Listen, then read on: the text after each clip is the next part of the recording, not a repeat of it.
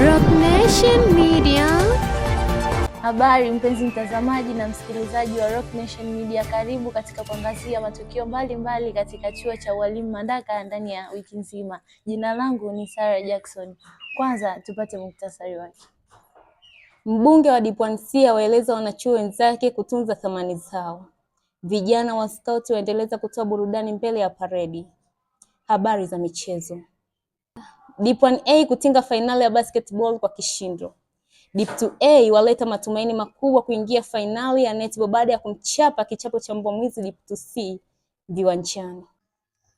Mbunge wa Dipwansia waeleza wanachuo wenzake juu ya kutunza thamani zao. Mbunge huyo atoa morning speech katika siku ya Jumatano na kueleza wanachuo wenzake namna ya kutunza thamani yao, na atolea mfano wa shilingi 10,000 endapo ukiikunja, ukikanyaga ama ukifanyia chochote itaendelea kubakiza thamani yao. Hivyo aendelea kutoa ushauri juu ya wanachuo hao kujali kuhusu utu na thamani yao.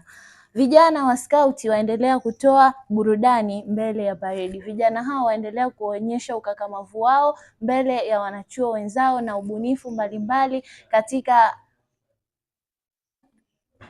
katika namna ya kujilinda binafsi na pia kuonyesha uzalendo katika nchi. Habari za michezo. Dip1A kutinga fainali ya basketball kwa kishindo. Darasa la Dip1A waendeleza ubabe uwanjani katika viwanja vya basketball kwa kumfunga Dip1E magoli 22-17, na matokeo hayo yamewafanya Dip1A kuingia fainali katika basketball. Dip2A waleta matumaini makubwa kuingia fainali ya netball baada ya kumpiga Dip2C. Hatuna la ziada. Kutoka Rock Nation Media, ni mimi mtangazaji wako mpendwa niliyejawa na bashasha kukuletea habari motomoto, ndugu Shamsia Mdee.